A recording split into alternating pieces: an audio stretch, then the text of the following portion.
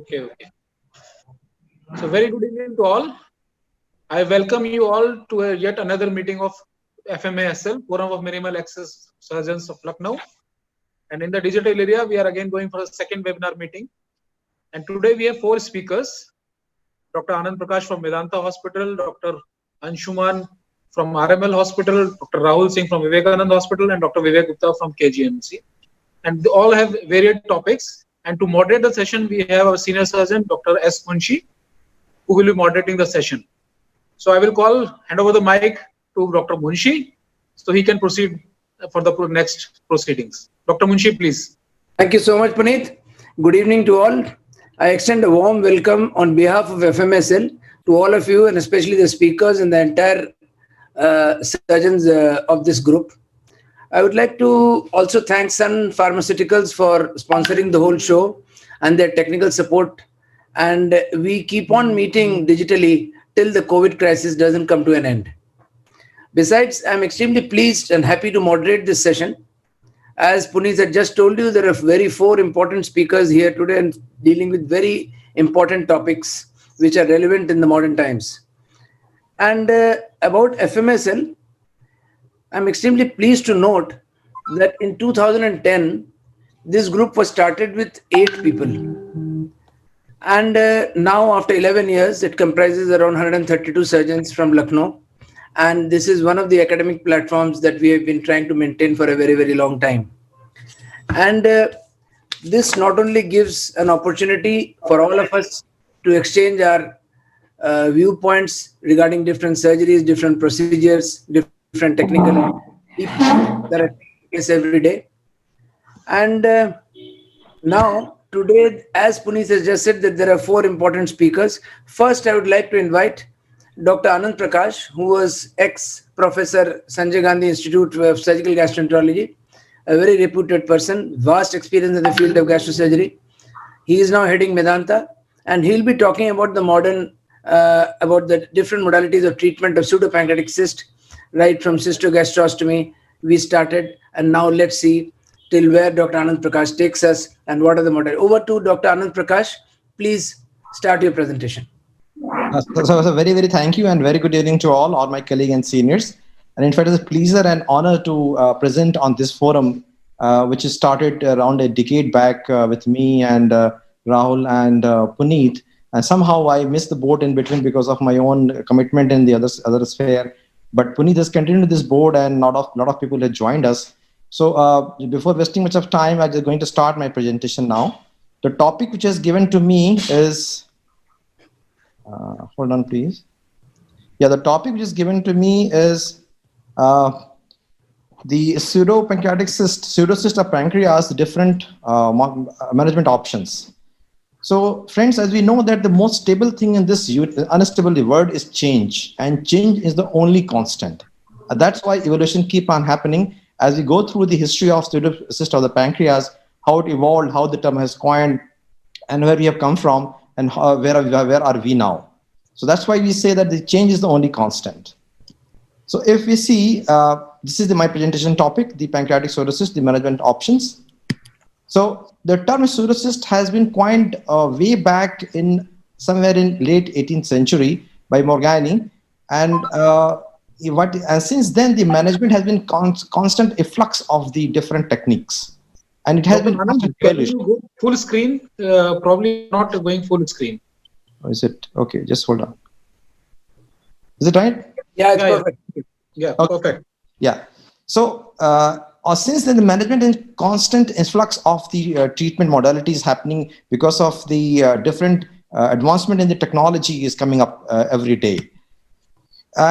Way back in 1993, when the lot of literature appeared from late 18th century to the 20th century, this remained very enigma. The pseudocyst of pancreas remained very enigma. And because of that, the surgeons all over the world comprises, and the Bradley, who was from Johns Hopkins, led this team of surgeons to make a conscious effort to categorize this pseudocyst of the pancreas, especially whole of the acute pancreatitis and the sequelae in this gamut.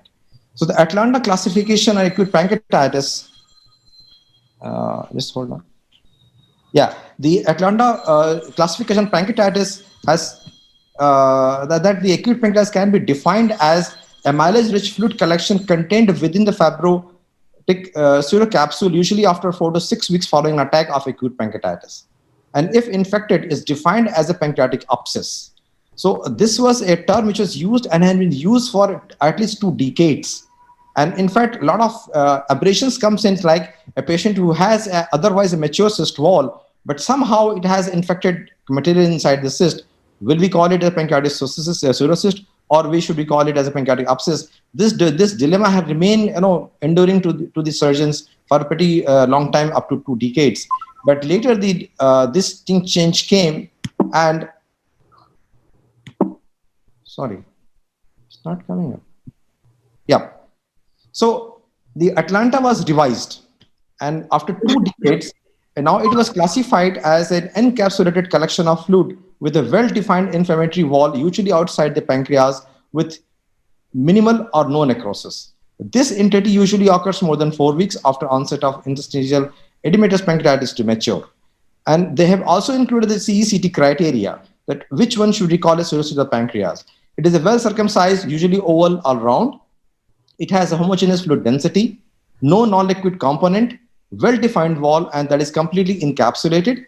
And maturation usually requires more than 4 weeks after onset of acute pancreatitis. And it usually occurs after acute interstitial edematous pancreatitis. So natural history described Bradley way back in 80s, and at that time when the Atlanta classification came based on this major study by Bradley, which shows the major complication occurs is up to 40% of the pseudocyst of the pancreas, and it comprises ruptures, abscess, jaundice, and hemorrhage. Resolution he noticed up to 20% of the patient. And at that time, very important dogma were there, or something with magical with number 6. So what he said, that if observation is more than 7 weeks, the risk is more than the risk of mortality of elective surgery. And that is why this dogma of 6 magical figure came in. And what they have said at that time, that if cirrhosis are more than 6 centimeter, or if this persisted more than 6 weeks, needs intervention. And up to 60% asymptomatic cirrhosis resolve completely irrespective of its size. That is another fact noted later. So because of those different criteria coming in, and the number of 6, some people are not very agreeing to the magical figure of 6. So there was no clear concession on the absolute indication for the intervention based on the size or time cutoff. So what is the intervention? Should be the indication to intervene? Now these things have evolved over the time. Now it is that any cirrhosis which is symptomatic, despite the time cutoff and the size, has to be intervened. And those symptoms could be in the form of pain, a gastric aortic obstruction or biliary obstruction, infection or sepsis, pseudoaneurysm with central hemorrhages, enlarging size, or a malignancy cannot be ruled out. And these are the, you can say more or less an absolute indication one has to intervene for the cirrhosis of the pancreas. So different classification came in picture. In fact, one of the very exhaustive classification coming in somewhere in 2015, it's classified cirrhosis in the 5-part. And if just I enumerate one by one, the type 1 has supposed to be the less than 5 centimeter without complications, symptom, or neoplasia. Type 2B is suspected cystic neoplasia. Type 3A and B, which is location of pancreatic cirrhosis, is the uncinate process. If 3A, if cirrhosis has communication with pancreatic duct, if no communication is B. Type 4 is location of pancreatic cirrhosis in the head, neck, and body area. 4, if there is communication exists with MPD. 4B, if the proximity of the cyst to the GI wall is less than a centimeter, and C is neither of 2. And type 5 is location of pancreatic cirrhosis is in tail. Type 5A and 5B, which is 5A with splenic vein involvement and upper GI hemorrhage is present, and B, if the cyst wall distance is less than a centimeter without splenic vein involvement and upper GI bleeding. You can actually make it out. These are made by the basically endoscopist rather than surgeons. Then come the GDO classification. And in fact, this is one of the simplest classification available as far as cirrhosis of the pancreas is concerned. And this is very practical. And most of the time we use this same classification. The type 1 or acute post-necrotic cirrhosis that occurs after an episode of acute pancreatitis and are associated with normal duct anatomy, rarely communicates with pancreatic duct.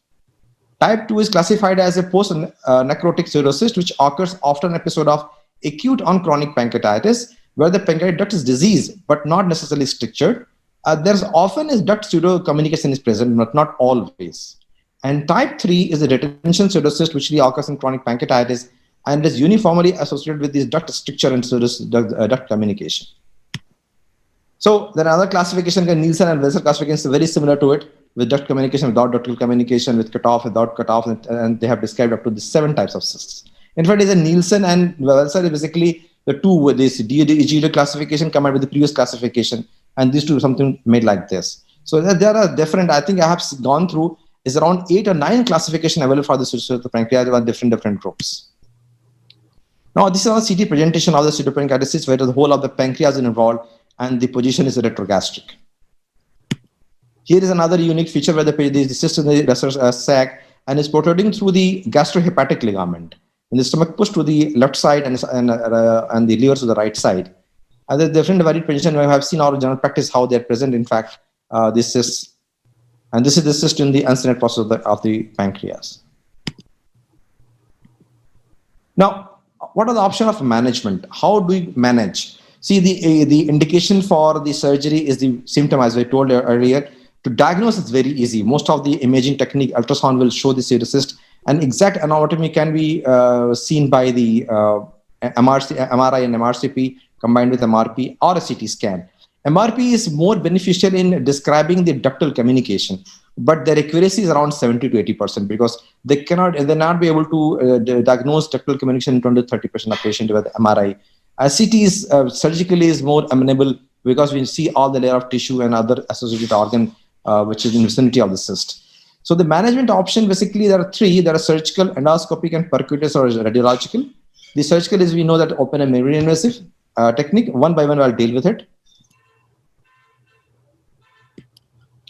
Now, surgery is supposed to be the gold standard in the management of pseudocysts of the pancreas, and that could be defined as 2 types of surgery, internal drainage and external drainage. The open surgical drainage, we know that is gold standard, and we know how to do it from our training period, from the MS period to till now. The open surgical then is still being done in a lot of centers, and it is supposed to be a safety net nowadays rather than the primary modality of therapy. And one of the meta-analysis published which completed, which included 14 studies with more than 1,000 patients. And what they found that the internal drainage has mortality is around 6% with the complication of 24%. And they also mentioned that the complication of pseudocyst surgery is not due to because of pseudocyst surgery itself. It is because of underlying state of pancreatitis and patient general health. So this is one of the photograph of doing open cystogastroscopy. We are all well aware. Now, there is a paradigm shift has happened because of current advancement in technique and technology of minimally surgery in therapeutic endoscopy and multi-slice CT scan and for percutaneous approach. The open surgery is now taken a second stage. In fact, now it is taken as a second line therapy. So it is now open surgery in most of the time in pseudocysts of the pancreas. It taken as a safety net, or when a damage control surgery, then open surgery is being done nowadays. Most of the management is basically endoscopic or radiological or minimally invasive technique. Now, if going for the minimally invasive or which can be done by laparoscopic or robotic method, there's a transgastric or enterogastroscopy where we're doing left and right. There's another called posterior cystogastroscopy when sometimes the cyst wall is not mature enough, or the vicinity or the area of adherence with the stomach wall is not that great. Then the posterior cystogastroscopy is fashioned. There is an intragastric internal cystogastroscopy, and the similar, the another modified form of this is mini laparoscopic intragastric cystogastroscopy, which is done by the cells port, which is put directly into the stomach, and through which it can be manifested, can be done. And all these 4 techniques can be done nowadays by robotic technique as well. Now, intercystogastroscopy is pretty old procedure, developed somewhere in 1994. What it requires nowadays, intraoperative ultrasound, harmonic shears, pseudocyst wall biopsy is done, and posterior wall is stapled or sutured with pseudocyst wall. And initially, when it was described in 1994, it was said that it should be around 9 centimeters anastomosis, should be fashioned. But usually, the longest endoscopic stapler is 75. So it is 5 centimeters. Usually, up to 8 centimeter anastomosis can easily be fashioned. 9 can be made, but it's not a cutoff. Like cutoff limit that one should be do at least 9 centimeter. Up to 7 centimeters is good enough to do it. Now, what is cystogastrostomy? Over 10% of patients undergoing interior cystogastrostomy requires conversion to the open surgery. It is because due to the non-localization of pseudocyst, sometimes the non-adherence of posterior wall to the stomach, of wall stomach to the pseudocyst. And to address this technical challenge, lesser sac or posterior cystogastrostomy is developed, and you can easily can make it out here. The most important factor is the lesser sac should not be adhered, in the sense that you should be open the lesser sac from the opening the gastrocolic ligament, and that omentum has to open, and you open the lesser sac. You see the cyst is there, and the stomach is there. You're going to make an opening in the cyst as well as in the stomach, and then do a good anastomosis through it. Now, this is just the same thing which as I just told, that pseudocyst should be in contact with greater curvature and posterior wall. Technically simple, better visualization. Very less amount of bleeding is present. A large anastomosis can be fashioned because you can see whole of the stomach, posterior wall, as well as the stomach, as well as cyst wall. And the lesser occlusion and the recurrence happens because you can actually fashion a large anastomosis. And there has to be a less additional lesser sac, because if there is a highly dense or lightly adhered lesser sac, it is a contraindication because it's not feasible to do this procedure. Now, cystogenostomy is done when the cyst is not exactly in the retrogastric position. Sometimes the cyst basically protrude to the mesocolon, and then the most of the cyst, in fact, up to 80% of cyst may protruding into this mesocolon, and then the cystogastrophy is not feasible. Then anyone has to perform a Roux-en-Y anastomosis by cystogenostomy. And here the anastomosis usually 3 to 4 centimeters is good enough because it's purely dependent and does not require too much of length of anastomosis. And it's the hands to end, because here you cannot do a stapler because the other wall, the cyst wall, is totally fibrotic. Firing a stapler basically is giving a whole of the fibrotic wall. So it is always preferred and recommended to do the hands to end anastomosis. And one of the most important factor in this, the drainage is done always to the most dependent part of the pseudocyst. And this is a robotic cystogastrophy being performed. Now, so what is the intragastric cystogastrophy? Michel Garnier has one of the profounder of this intragastric cystogastrophy. And what he did, that 2 to 3 balloon-tipped trocar is inserted into the stomach by endoscopic guidance, and since surgery is guided by the laparoscope or by endoscope. Cystogastrophy is fashioned as conventional anterior approach, and up to with the 2 millimeter of instrumentation, this mini laparoscopic version with the only electrocautery and suturing devices permissible, because the instrument is very small. This has been being done, in fact, now it is done by through the robotic technique as well. Now, this is the one of the schematic of the intragastric surgery, where the balloon tip, here the balloon tip trocar is in place inside the stomach, and through the robotic or through the multi, jointed instrument can be used to manifest to perform this anastomosis. Now, what are the complications of minimally surgery? The conversion is around 10%, the bleeding around 7%, septic complication around 6%, recurrence is around 3%. There could be a 5% of need for the second procedure sometime because the anastomosis or the surgery may not be adequate. Mortality is around 1% in like most of the cases. So what is the percutaneous drainage? Percutaneous drainage, if you remember, if you see the literature, way back in late 19th century, it was fashioned, it was designed, and it was presented to the word of surgery. But somehow for more than a century, it remained in dustbin. It never took its actual position. Even until in 1980, when the lot of technique when described, lot of studies were going on from John Hopkins, from the Institute of Cambridge, and a lot of the Amsterdam as well in the pseudocyst area. And what actually they found that in fact, because of those disparate situations, the percutaneous drainage actually plays a good role. And after more than a century, the true position of this percutaneous drainage came in picture. Now we do it very routinely, and it is 2 types. It is the percutaneous external drainage or percutaneous strong gastric. Internal drainage can be performed. It is done routinely by colleagues in radiology. So what is external drainage? Under the guidance of ultrasound, CT, or MRI, a percutaneous drainage can be performed with or without a transgastric approach. The comparative studies with the surgical approach are biased because, because percutaneous approach is preferred in sicker patient. The patient who cannot undergo open surgery, cannot go a planned laparoscopic or minimally invasive surgery, there the percutaneous drainage is being performed, and usually these patients are very sick because of disease process or because of their comorbidity associated with it. That's why the in US7 database consensus was made. What they found that more than 8,000 patients underwent percutaneous, and out of and only 6,000 patients underwent surgical procedure. Just because of, not because of it is very commonly done or it is very is simple done or it is very preferred one. It is just because a lot of sicker patients actually require external drainage. So percutaneous approach has higher mortality, is 6 to 3%. It is a longer hospital stay. Percutaneous approach instead odds on mortality by 1.4 folds. The difference in complication mortality rate persists even after correction of the comorbidities. Failure rate could be up to 50% as compared to up to 25% surgery growth. And I again keep on reiterating the same process that because of the percutaneous drainage nowadays in current era performed only in sicker patient, not in the otherwise fit patient or in elective setting. That's why the mortality and morbidity in these patients is much higher as compared to surgical patient.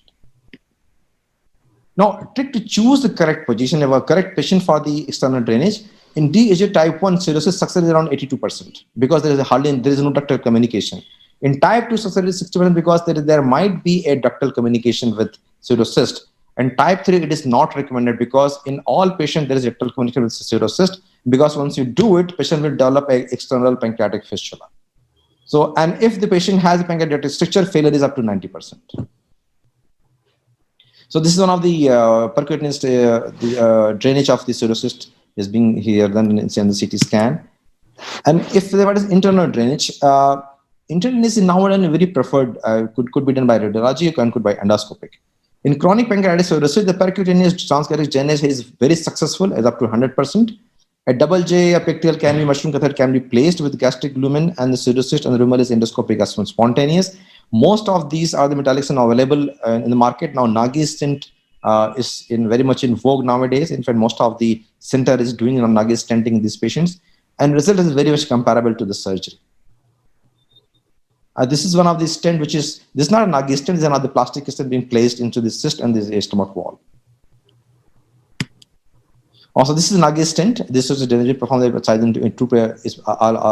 in two sizes. One of them are endoscopically will give you much more detail about it. This is an Nagi stent being placed, being deployed, and this is a guide wire you can see going through the whole main meridian posterior wall of the stomach, and the stent is being deployed. So what are the drawback? Because of very high treatment failure, and patient might have a persistent pancreatic fistula if you have not done a good MRI before surgery and do not actually delineate that patient has a MPD connection or not. Infection to the drain tracheal can also occur, and obviously there is no cyst ball biopsy is possible in this method because it is one of the criteria. It's still be preferred criteria if you're doing a cystoscopy. Please send a cyst ball for biopsy. And best policy is to combine both technique and selected patient. That's why we are going through, and we have to select a correct procedure for a correct patient. So endoscopic technique could be transenteric or transpapillary. I go very in short because this is basically an endoscopic technique. Just because of completion of this presentation, I'll go through it. A transenteric endoscopic drainage is most commonly performed by the Nagi stent nowadays in India. It is cystogastrostomy and cystoadenostomy. And to succeed, pseudocyst should be in close proximation with the bulge is must. And if there is no bulge, and maybe we have up to 50% of patient, and endoscopic ultrasound is performed to map the area and contrast is ingested to know the anatomy. And then after putting in a guide wire and puncturing in guide wire, 2 stents of 7 or 10 French can be kept and for several months. And long-term result has been shown by the different groups up to 97%. Yes, recurrence could be up to 20% because the stent is very narrow, and if the content is viscous or necrotic material is large, it is going to fail. So as I said earlier, if this necrosis is present, failure rate is up to 50%. The more distal is the cyst, worse is outcome because they are not able to reach through the stomach or through the duodenum. And complication is up to 34%. Mortality is around 1%. Surgery may be requiring up to 14% of the patient, even after careful selecting of the patient. And Nagi stent now in vogue, as I told you earlier, most of the center now is deploying the Nagi stent. Now, a transpapillary drainage is done in very few patients where the ductal communication exists. And in 60% of the patient, and it is more in chronic pancreatitis because type 3 DGO is present more in chronic pancreatitis. There is no need for approximation because there is no thick wall, there is no intraotomy, no risk of perforation is there because you're going through the papilla itself. The disadvantage is the narrow stent is placed, and it should be minimally liberated. It should be non-viscous content. It should be little necrosis because if all these 3-4 are present, it is going to fail because the drainage is very narrow. The success rate is up to 93% if she is carefully selected. Recurrence is 20%, complication up to 12%. So, in fact, if you see going through the literature, there is no RCT there to actually head-to-head comparison of these all three techniques because ethically RCT is not possible because these patients are a sick patient. They're requiring attention and is most adequate technique available to address the problem. Probably that's why RCT is not possible. Had to compare all these studies, all these technique on these management of pseudopancreatic cyst. So once decision is made to drain the pseudocyst, when patient is asymptomatic patient just requiring serial observation. If patient has a symptom or enlarging cyst, then require intervention. If the sepsis is present, external drainage is preferred, like maybe the percutaneous or surgical. And if chronic pancreatitis is present, then CT and ERCP is must, or MRCP is must for anatomy delineation. So if it is DG type 1, endoscopic cystoenterostomy, and is it type 2 or 3, ERC stenting is required. In very diseased pancreas, a lateral pancreatitis, Whipple's procedure, or a distal pancreatitis may be required. And immediate failure or recurrence surgical treatment is required, and mostly the surgical treatment done in this case, a laparoscopic cystoenterostomy, maybe gastrostomy or gynostomy, depending on the site. And endoscopic treatment nowadays is considered as a first-line therapy in the patient management of pseudocystical pancreas.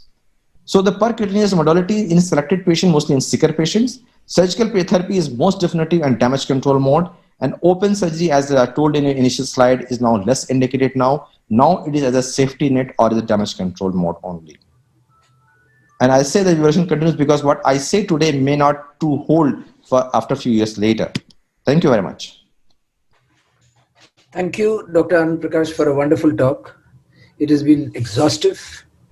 Could you just stop sharing your screen, Dr. Anand Prakash? Sure, sir. Sure, sir. Now we can see the questions if there are any. If there are any questions.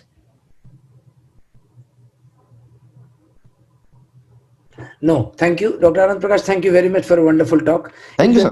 If there are any questions later on, we'll put sure, sir. Get back to you. So we are free to discuss, and it will be very inaugurating for us to discuss this thing in detail again. Yeah, thank you so much. Now I'd like to invite Dr. Anshuman. Is he there?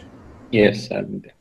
Yeah, Dr. Anshuman is from Ram Manohar Lohia Hospital, and he is one of the most articulate persons in our platform. And it's always a pleasure to hear him speak. He'll be speaking today on bilateral hernia repair. Please continue, Dr. Anshuman. Thank you very much. I just want to announce that people can put their questions into the chat box, and we can ask the question to the particular speaker. So please put your questions into the chat box which is given there, so we can ask them. Now over to Dr. Anshuman. I think the chat section is disabled somehow, or is it only for me? No. Chat section is there. No, when I click chat, it says chat disabled. So probably it is just for me and not for everybody. No, it should not be like that. So fine. I think we can summarize. That in the end, all the discussions. Yeah, I'll do that. No problem. Okay. Good evening, everyone. Shall I start? Yeah, please. Good evening, Dr. Munshi and rest of the panelists over here. And at the outset, I would like to thank you. There have been too many webinars and we have been involved in a lot of them. Hello. So I've learned from my mistakes and I'll be slow, and I would try and incorporate the questions later also, because it is somewhat rather improbable to actually go hand in hand in answering questions. So here is a talk about how we have evolved in doing hernia surgery. And essentially, we have these kind of patients who are very young. So 34-year-old male who was an executive, not a very aggressive person in terms of physical activity, but he used to have regular exercise. He was not a very overweight person, asthenic. And he had swelling in his right as well as left inguinal region. He noticed it around 5 years back, but it might have been there for a longer period or longer duration. So this person, of course, had these kind of swellings which increased on coughing and straining. Initially, it used to go back and be settled while he was resting, but now there was association of pain and predominantly a dull aching pain, which used to be present while he was sitting also. There was no history of chronic constipation or chronic cough, and there were no urinary complaints in terms of frequent UTI or straining while passing stools or passing urine. He did not have any comorbidities, that is medical comorbidities, and no prior surgery history was there. So on evaluation, clinical examination, it was a bilateral inguinal hernia with predominantly a direct component on both the sides. So we chose this case to actually have a better demonstration because he was a very young patient, thin patient, so relatively, this kind of a video was, more presentable. Although we have more kind of patients who are having a lot of bulky abdomen, who have had prior surgeries, yet we attempt a TEP in them. So we always do an HR-USG of the inguinal-scrotal region to confirm our, the diagnosis, as well as sometimes we also do uroflowmetry in terms of once the patient is elderly or having some kind of symptoms of obstructive uropathy. So on HR-USG, he had a defect of around 17 millimeters seen in the left inguinal region, and a small bowel is present as a content. And on the right side, it was a smaller defect, and it will be shown in the video also. So this patient was planned for the bilateral TEP. And just before I progress, these are my port sites. I use midline port sites. Why? Because it gives me more dexterity. I can approach both the inguinal region from a single incision. And number two, the mesh which has to be placed is placed through a 10 plus minus 12 millimeter trocar, depending on what kind of trocar we use for the axis. This is the optic port, and these are the two working ports. The suprapubic port as well as a midway or a mid port, which is in between them. We always have this kind of a scenario. Although all these pain, doom, and all those rather heavy-looking words are used, but essentially this is the line, the iliopubic tract, the myopectineal orifice of Froshard. We always know the bony landmarks. It is always good to revise before going to the video. We know that this is the pubic symphysis. Coming down is the Cooper ligament. This line, which is known as iliopubic tract, is basically corresponding to the inguinal ligament from outside. A small area next to it is femoral hernia area. This is the lacunar ligament. This is the myopectineal orifice of Froshard. I mean, like, it covers the femoral, the direct, and the indirect. We all know that the direct hernia is predominantly onto the medial side of the epigastric vessels, and the indirect hernia comes from the lateral aspect of the indirect hernia. And this is looking at the right side of abdomen or right side of the hernia. So I'll go to my video.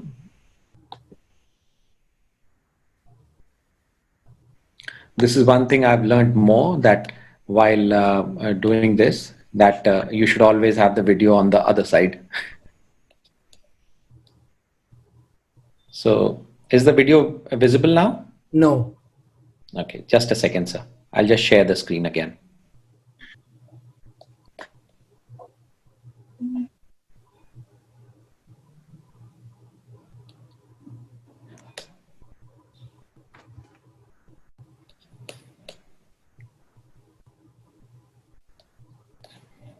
Yeah. Okay, sir. So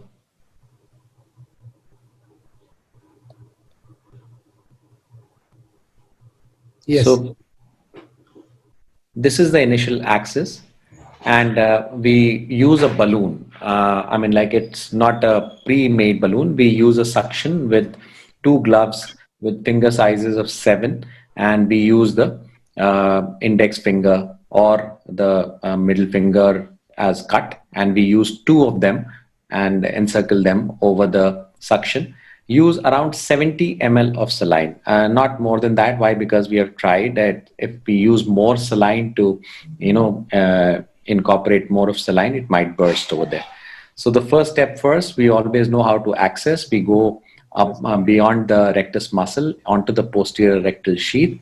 We try and do a bit of dissection, and then subsequently do a blunt dissection to insert our balloon. And then we create this kind of space, which is known as the extraperitoneal space. Now, if we have this kind of an appearance, we know that we are on the right plane. We all know that this is this thing. If we remember, the right-sided hernia was slightly smaller, although we wanted to enter onto the left side, but the hernia onto the left side was slightly bigger. So basically, we entered onto the right side.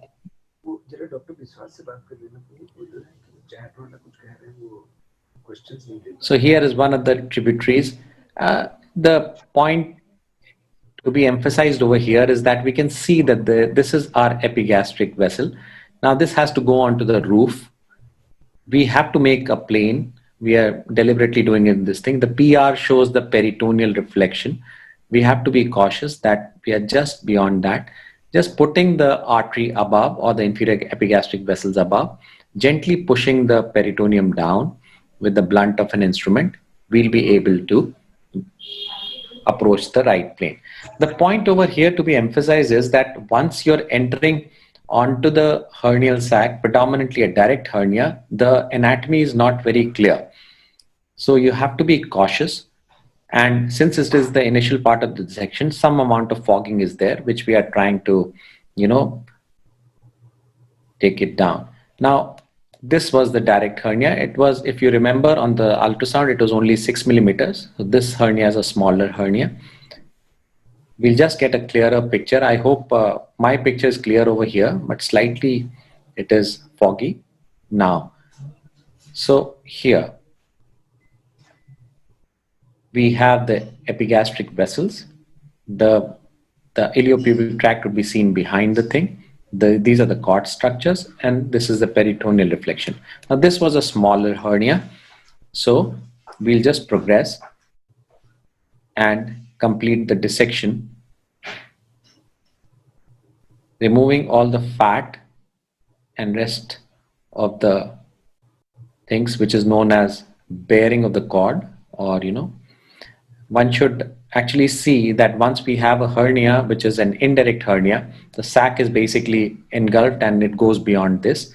So we just have to pull down the sac and dissect it off like we do it in the open scenario, and put it at the base of over here.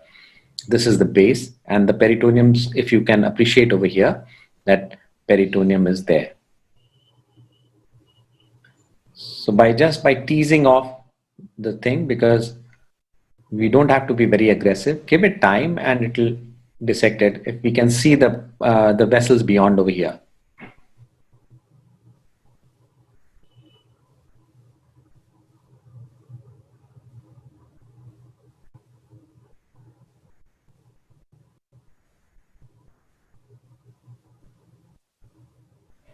Now, once we dissect off the fat, the excessive fat, we'll see proper structures. They form usually a V. We don't over dissect. Sometimes if you see that we are leaving a bit of flimsy tissue around, we don't over dissect. Why? Because it may lead to bleeding, and sometimes it may devascularize the important structures which we want to preserve. So now you see that we'll just pull it down. Now we go to the other side, that is the left side. You see there is only a change in the operating person's stance. Means he comes onto the opposite side. On the right side, we have approached it from the left side. Now the left side will approach from the right side of the patient. Now we see again, we go, this is the space which is known as the retropubic space of Retzius. We go on to the other side, simply, just by pulling it down and creating a bit of space. We can easily see the pubic bone in the midline. This is the reed space, and that was the Cooper's ligament labeled as CL. Now again, this is a direct hernia. Nothing would be visible. In fact, the epigastrix would not be visible if we try and dissect off the sac, unless once we dissect off the sac, we would be able to see. Can you appreciate the defect over here? Here is the direct sac. Now, once we pull down the hernia from the direct sac, we can actually see onto the roof the epigastric vessels. So it would not be visible if there is a big hernia, and the direct sac, unless it is pulled down, it would not be showing you the inferior epigastric vessels. Now, once we complete this, we will again go to the cord structures and then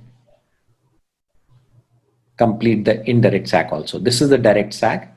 Now, this is an important scenario whereby we bear the direct sac, and sometimes if it is a huge sac, here it was not that big. If it is a huge sac, we pull it down and tack it into the midline so that the sac does not contain excessive fluid. Sometimes in the post-operative period, there is a bulge.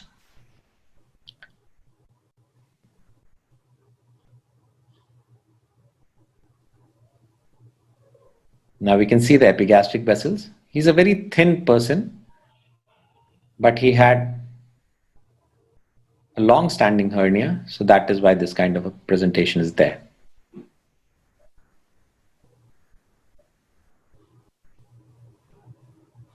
Again, doing similar thing onto the left side, dissection and bearing of the spermatic cord and its supporting vessels.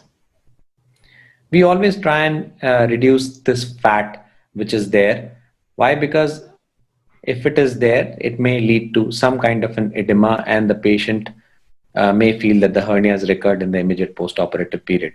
So try and bear it, and we always try and do not more than necessary in bearing of the cord. So just remove this fat so that, or rather, unless the vessel is there.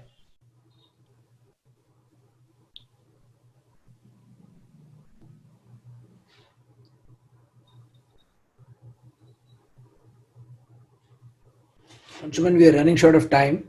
There are two more speakers. Yes. Sir, I'll just finish off within 2 minutes. I'll just have to show one more thing. Okay.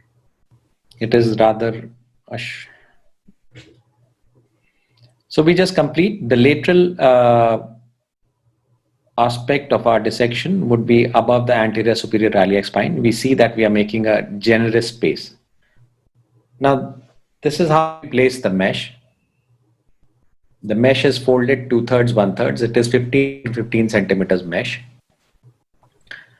For the identification purposes, sometimes we will use different colored tackers or sutures so that we can identify inside which side is the medial one and which side is the lateral one. The mesh should cross the midline generously and go onto the lateral aspect till anterior superior iliac spine.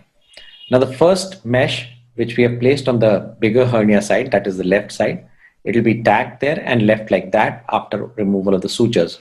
And then subsequently, before unfolding of the mesh, we'll push the other mesh onto it.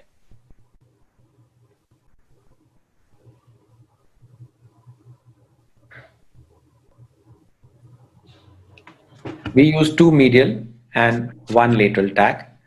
The lateral tack we use just because the mesh should not actually slide down or balloon if the sac is big.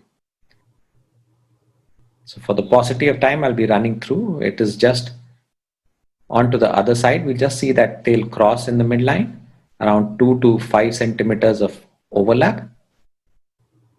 And it'll be tacked here and attack onto the lateral aspect just above the anterior superior iliac spine after strengthening and straightening the mesh.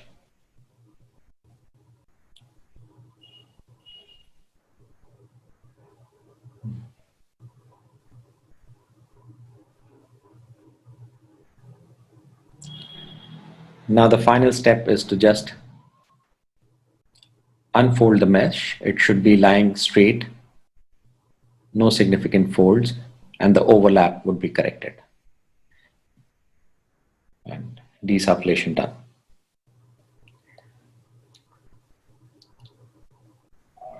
Thank you. Could you stop sharing your screen, Anshuman, please? Yeah, we'll do that.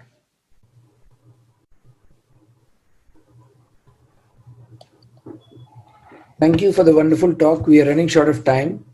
Any questions for Dr. Anshuman, you can put it here in the chat box. Dr. Anand Prakash, are you still there? Dr. Anand Prakash, are you still there? Anshuman, I have a question for you. Yes, sir, I'm here. Okay. Dr. Anshuman, Yes. I have a question for you. You have put a two mesh. Can we put a single mesh, 30 by 15 sort of a thing? So Yeah. probably the mesh for Yeah. putting of a tacker will be less, and it will be easier to put 30 by 15 because you have done a very good dissection at that time.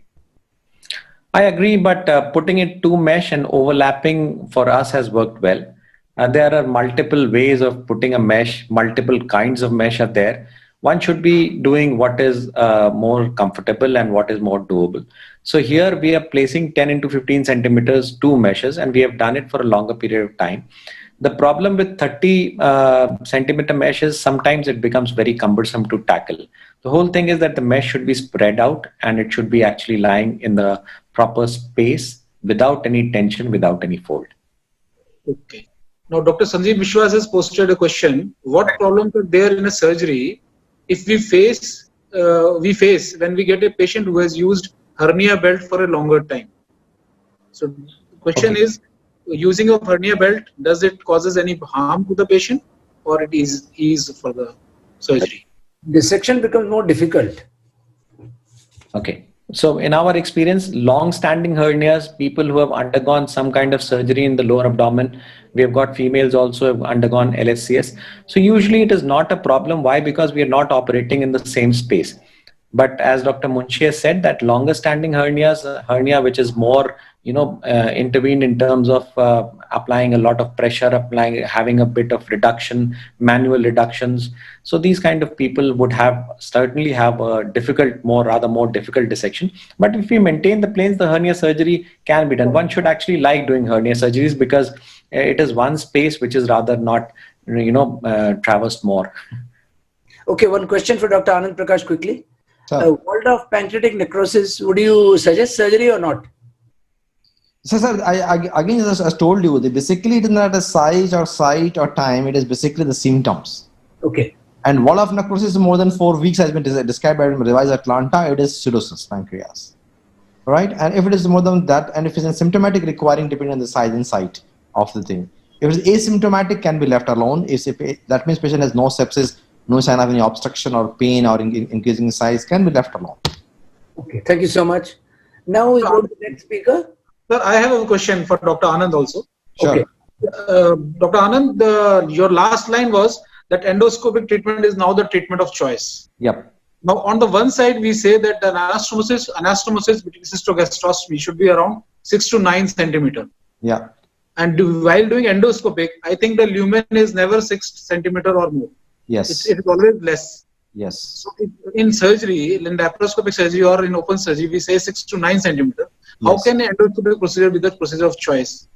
It's a very good question, but the thing is, the answer is little bit of different and technical in sense that nowadays most of the pseudocyst pancreas, because of increased modality of our diagnosis, we know exactly which patient has a lot of necrosis or necrosis or no necrosis, and that is why the most of the patients preferred about the endoscopic method is because hardly any necrosis inside it, and because the revised classification, the indication of surgery is being narrowed down only patients who are symptomatic patients. That is why it's still the endoscopic preferred technique. And in fact, a lot of now there is reports are available because there are no large series available that through the stent, like an Nagi stent or bigger stent, they put endoscope inside this and they do necrosectomy as well. But that is anecdotal reports. I can't say it is a large series available at the time. That is why nowadays the endoscopy is preferred because most of the patients are symptomatic patients for cystitis, and they have a large cyst and a large non-viscous content as well.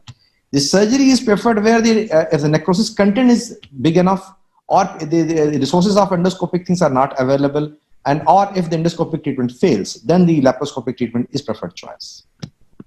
Okay. I have a small question for Dr. Anshuman. Sir, how do you tackle patients with large hernias to prevent them from having seromas? Because when you start doing these laparoscopic hernias more and more, you tend to do it for even larger cases. The only problem is that you end up in having a very comfortable patient, but with a big seroma, probably after 1 month or so. So what do you do to prevent it? I don't believe that a person should have a seroma after 1 month. I mean, like if you have tackled the perioperative period, if you're tackling a very large sac, we have a universal protocol that we'll strap the patient for initial, say, 48 hours minimum.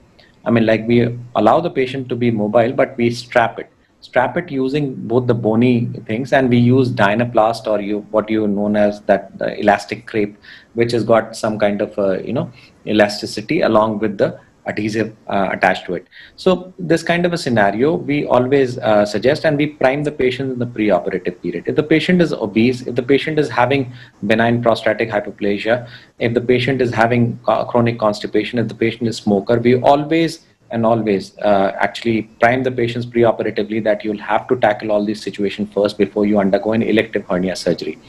Number two, regarding your seroma, yes, there is of course a seroma, but generally what is happening is if you strap the patient for the initial period, you do not see a seroma for a longer period of time.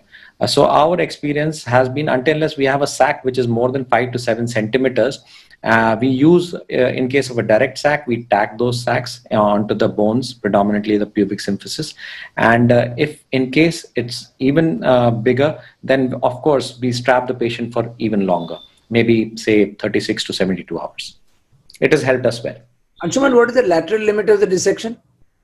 So you should see the iliopsoas muscles on the background. And we use the anterior superior iliac spine by asking a person to push. That is because sometimes because of the large pneumoperitoneum, you can go beyond the bone also. So just keep a tab on where you are dissecting. The anterior superior iliac spine in the line of the iliopubic tract, because it is a 2-dimensional and 3-dimensional effect, and onto the superior aspect you should actually see the iliopsoas muscle. You have to be cautious that you do not injure the nerves over there. So one does not have to be very aggressive. If you're in the right pin, if you just swipe the area, you can easily see that it is going beyond. I mean, we also use a technical thing that our midline port, which is there in the mid between, we go 5 to 7 centimeters superior to that, so that we have got a better space. So you can do it either ways. The idea in doing hernia surgery is not to see a lot many things. That is what we have seen. If we try and see a lot many things, we might end up injuring more. Thank you so much. Thank you so much. Now we go to the third.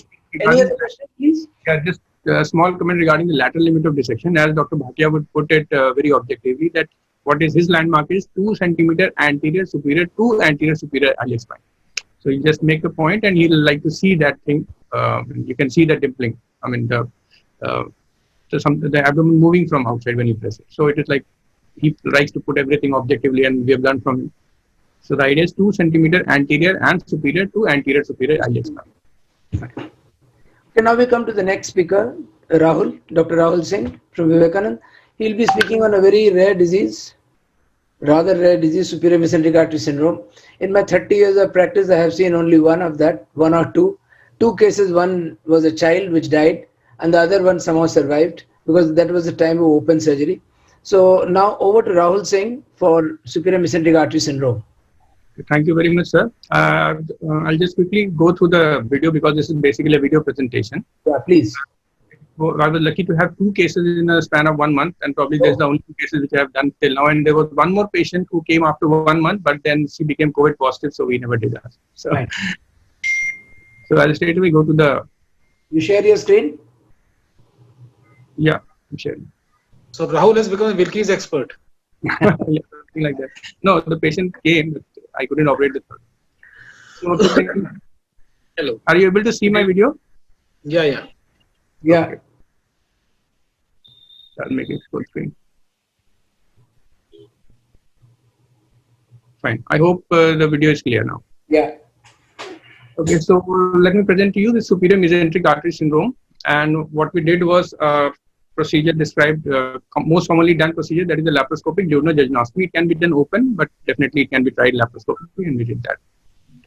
Present a video of laparoscopic duodenojejunectomy for superior.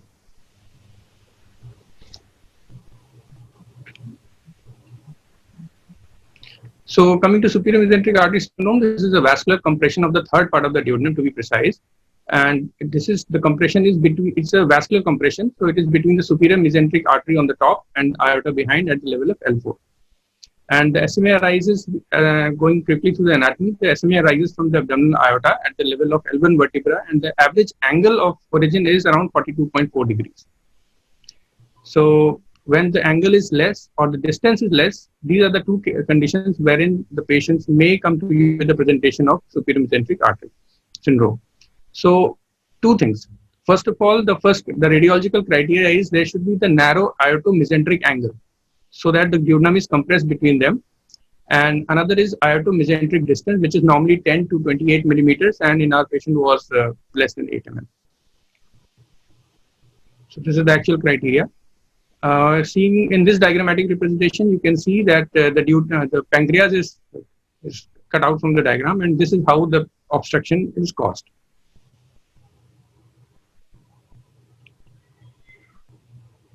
So our patient was a 25-year-old lean and thin male, and usually these patients are always lean and thin. They're never fatty people.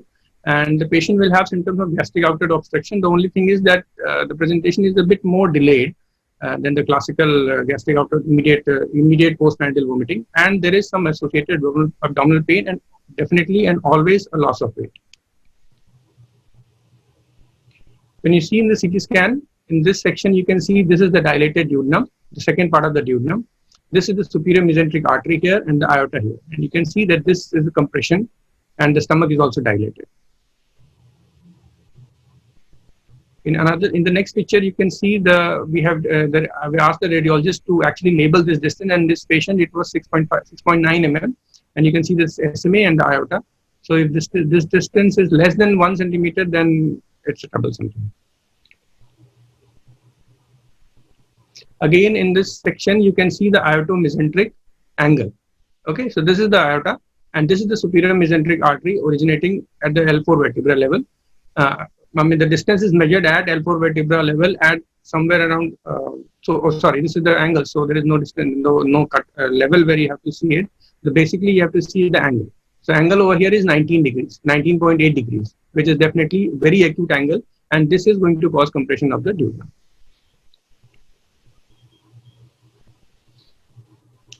So whenever you have a patient clinical symptom like that, usually either the patient would have undergone upper GI endoscopy or the CT scan first and then upper GI endoscopy, and you have to send it to a skilled gastroenterologist that he can negotiate to D1, D2, and go right up to D3 to see an actual obstruction.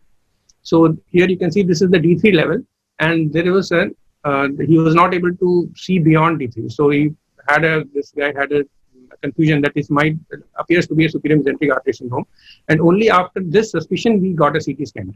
So the patient usually initially had an upper GI endoscopy, and then we subjected him to a CT scan.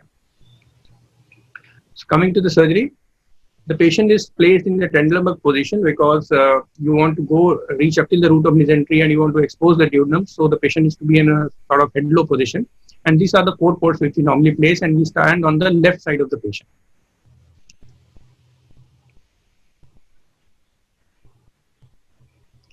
First and foremost, just a second.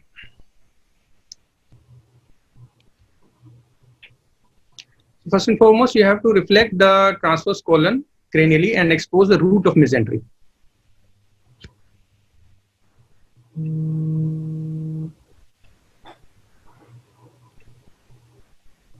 So you're identifying the DJ flexure here. And then you come back and see the middle colic artery over dilated duodenum was divided, exposing the proximal transverse portion of the duodenum. The duodenum was then bluntly dissected off and adhesions divided sharply to fully mobilize the C loop. Okay, so So the mesentery, the peritoneum is divided, and you can directly access. Care was taken not to injure the vessels supplying the colon. So right colic vessels have to be safeguarded. And then you hold the duodenum and pull it out. So you want to basically completely mobilize the C loop of the duodenum so that you have a large area for the anastomosis. So you see, we are going more lateral and more behind. Mobilization of the C loop of duodenum was achieved. Focus was again shifted to DJ flexure re-identification, and jejunum was then measured approximately 30 centimeter distal to the flexure. So again, 30 centimeters the site identified from the DJ flexure, and the anterior part of the C loop of duodenum we have already exposed. 2 stay sutures were placed between proximal third part of the duodenum and the identified area on the jejunum.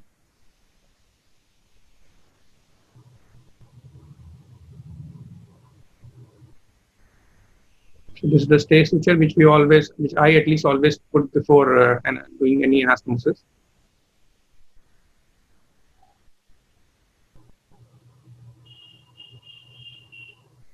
And then another stay suture, so that we have 2 flatly lying loops of bowel just next to each other, so that you can easily pass on the stapler. The negotiating of the stapler limbs becomes very easy when you have a stay suture.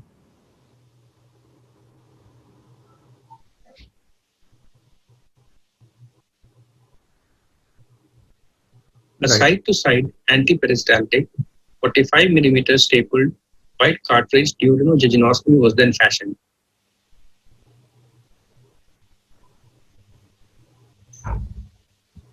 Okay, so this is the jejunal limb.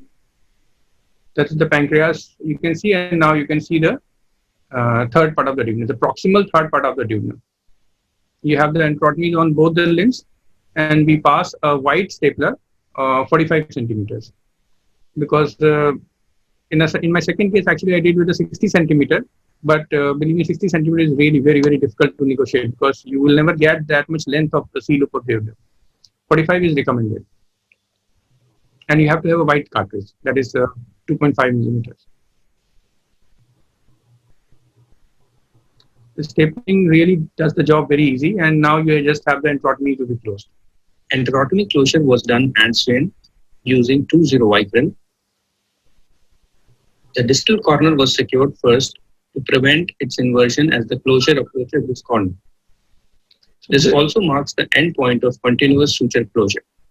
So this technique I have always been practicing, that whenever I do a enterotomy closure, the end point I always mark with 1 stay suture.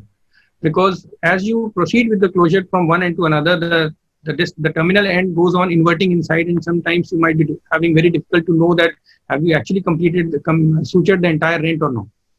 So the first suture was the distal one, and then I start from the other end and continue beyond the first suture placed at the other end.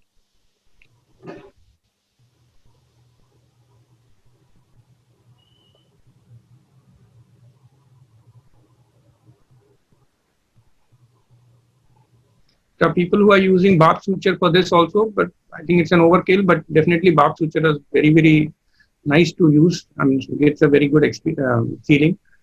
There's no need to follow it, and it goes on sticking very nicely. So once you have done the enterotomy closure, this is the time when we will do the leak test, which is very easy. You can just ask the anesthetist or somebody to inflate air in the stomach. You can see that we are doing an underwater air leak testing. Once the air leak testing was fine, again, the second layer is very, very optional, but because it was a duodenojejunal anastomosis, and a lot of it is at stake. I mean, once leaking, this is really morbid for the patient, so I just went for a second layer. Although it is definitely not very, very important to go for a second layer enterotomy closure. And especially my experience is that for when you're doing a 45 centimeter stapled anastomosis, 2-layer closure might make this anastomotic site a little bit too tight.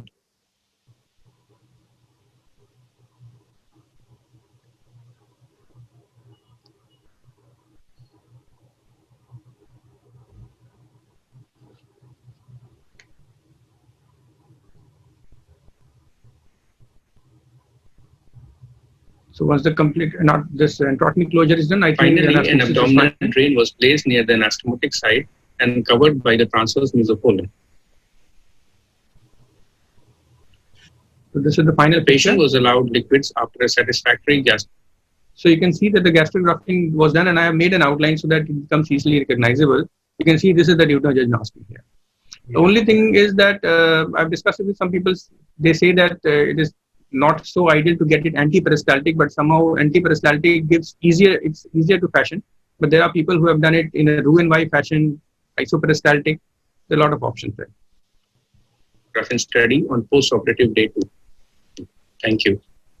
So this actually video was big, but I have edited it because it is made for a presentation to be done somewhere, which is the time limit was 8 minutes. So I have cut it short. I think that's it. And now we can have some discussions if somebody wants, please. Very nice. First of all, I must say that the quality of your video was excellent. Thank you, sir. Questions, please. Please stop sharing your screen here.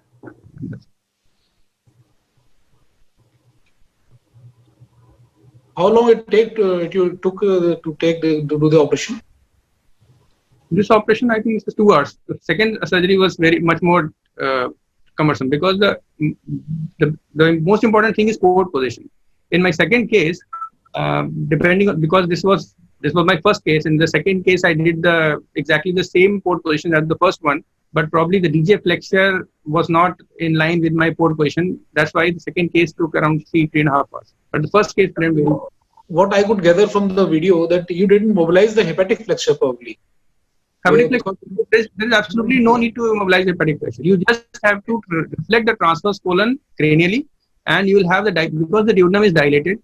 The patient is usually lean and thin. It's always there because SMA syndrome is the idea of malnutrition is there. The element of malnutrition will be there. So the duodenum you will be able to make out the dilated duodenum.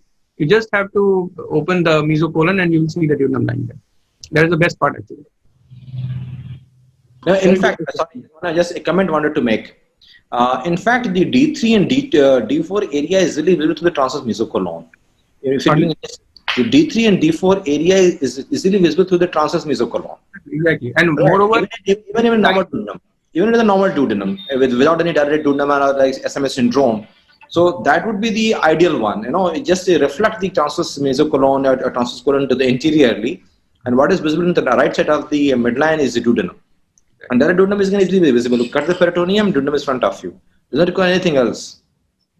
So actually, this surgery somehow, because the patient will always be malnourished, the patient will always have a D2 and D3 dilatation.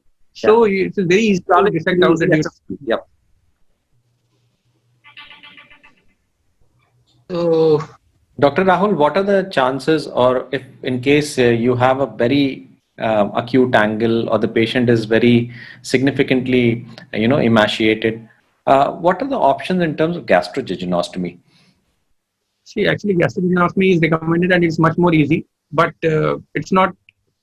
It's not very much recommended. The people have done it, but I don't think it should be done even in textbook, which I did the literature search after I did my first case, and I found that people have tried gastrojejunostomy. It also works. Patient will have symptoms relief, but definitely the channel is not right because the bile has to go to the obstruction. It has to come back into the stomach, and then the food has to go from there. But people do gastrojejunostomy, although it is not very too much recommended. And moreover, when you search the literature, we find that although it appears to be a very, very surgically amenable case, but usually the results are not so good because there is always an element of duodenal ileus. So although it looks that, okay, there is an obstruction, you have bypassed the obstruction, patient will be absolutely fine, but long-term results show that many patients actually fail this operation also. And they might have to undergo a gastrojejunostomy later on or some other procedure. So, Dr. Rahul, that was my question actually. However much you try, the size of the gastrojejunostomy would always be bigger.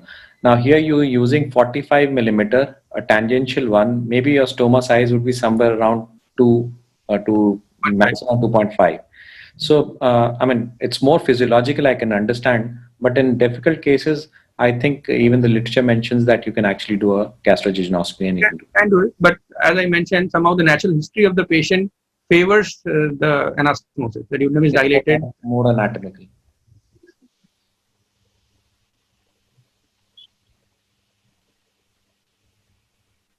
So, Dr. Munshi, we have to go to the next speaker. Yeah. Let me tell me, we have more than 60 participants who are attending the webinar. Very nice. Very nice. I'd like to welcome Dr. Vikas to continue with his presentation. Dr. Vivek Gupta. Dr. Vivek Gupta for CA Sigmoid. Dr. Vivek? Yes, sir. Yeah, please. Very good evening, everyone. This is Dr. Vivek Gupta from KGMU Lucknow. And at the very start, I would like to thank the organizers for giving me the opportunity to speak at this platform. Let me share my screen.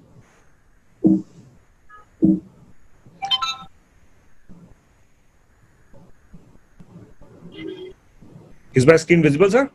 Yeah, very much. Yes, Okay. very much.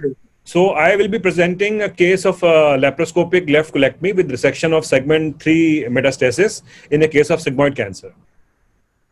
So our patient is a 43-year-old lady, and she presented with subacute intestinal obstruction of 2 weeks duration, along with bleeding, PR, and anemia. Colonoscopy showed ulceroproliferative growth in the sigmoid, which is 25 centimeter from the anal verge, and the biopsy came out as moderately differentiated adenocarcinoma. CT abdomen pelvis showed thickening in the rectosigmoid junction, along with sub-centimetric nodes, and alongside there was a 2 by 2 centimeter metastasis in the segment 3 of liver. So in view of the liver metastasis, HRCT chest was done in this case, and HRCT chest was within normal limits. So this is the case of synchronous colorectal liver metastasis, and I have a limited time of about 20 minutes. So I would cover only the basic aspects of management of the synchronous liver metastasis, and this I will follow by the detailed surgical technique of the left colectomy. So when we encounter such a case in which there are synchronous liver metastasis from a colon cancer, a number of treatment options are available to us. And specifically, which organ to tackle first, the colon first, the liver first, both together, or even chemo. So this decision is influenced by a number of factors which are patient related as well as tumor related. And every case has to be individualized. And ideally, these kind of cases should be discussed in a multidisciplinary committee. So I will discuss four common scenarios in which you will treat a simultaneous colorectal metastasis. So the first scenario is simultaneous resection.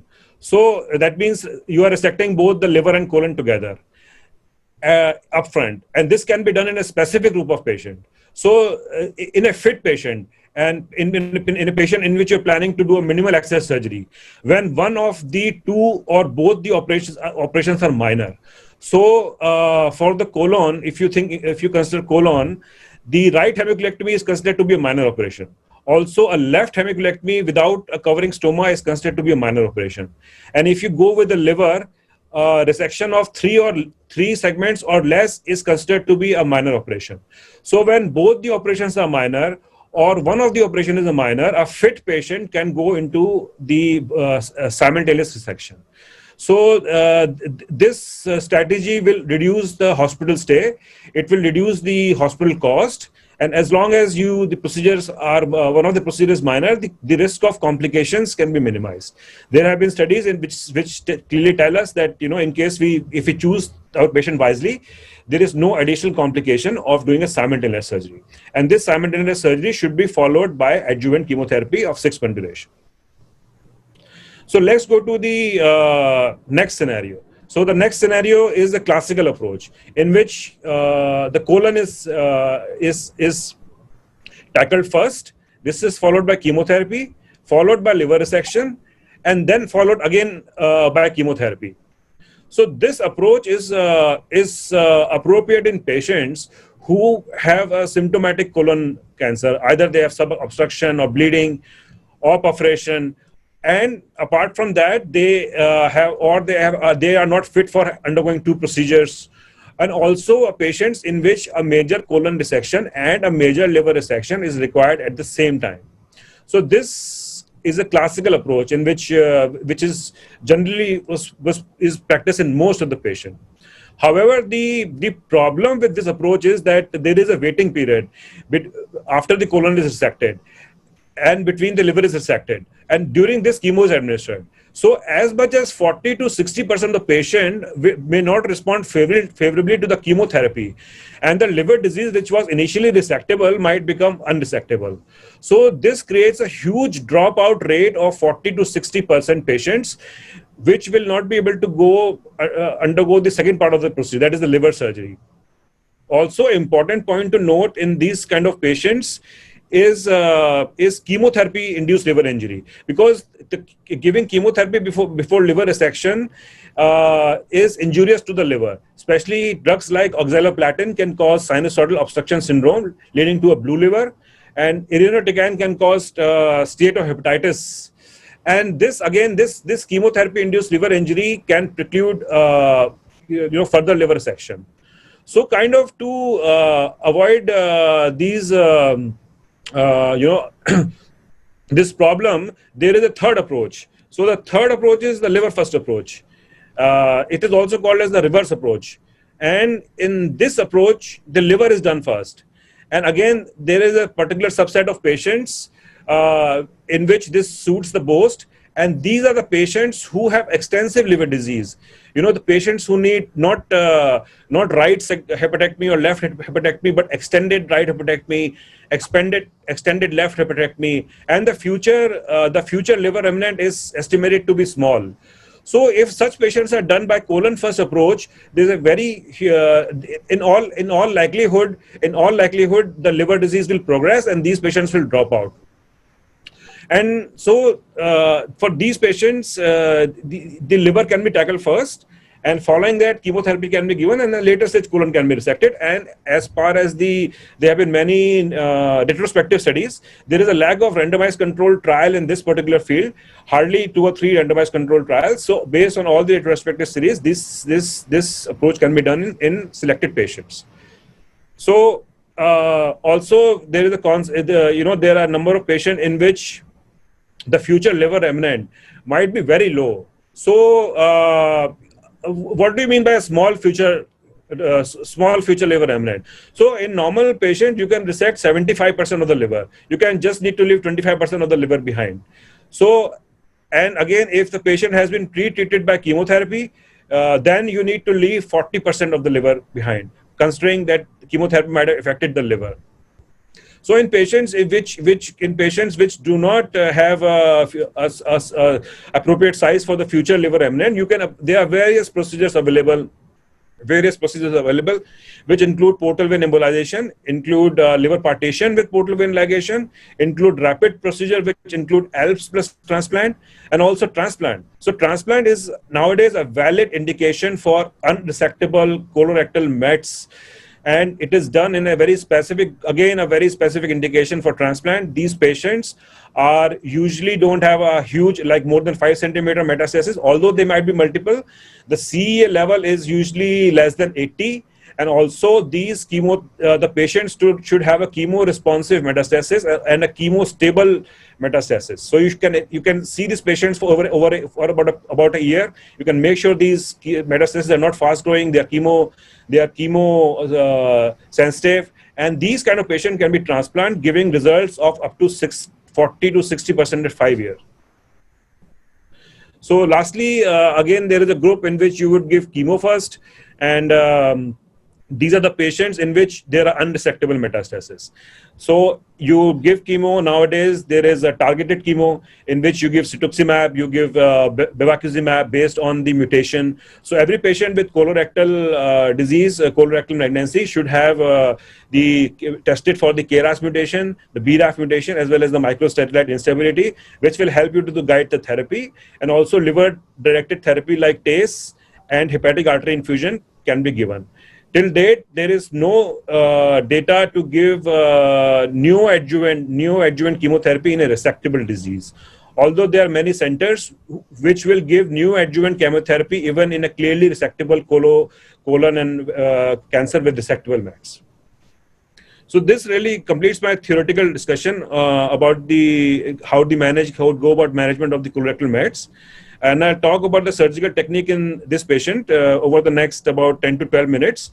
And so the patient, this patient did not undergo mechanical bowel preparation because the patient was already in subacute obstruction. And we just kept her on, she was NPO for 2 or 3 days. And the DVT prophylaxis was given and low molecular weight heparin was started.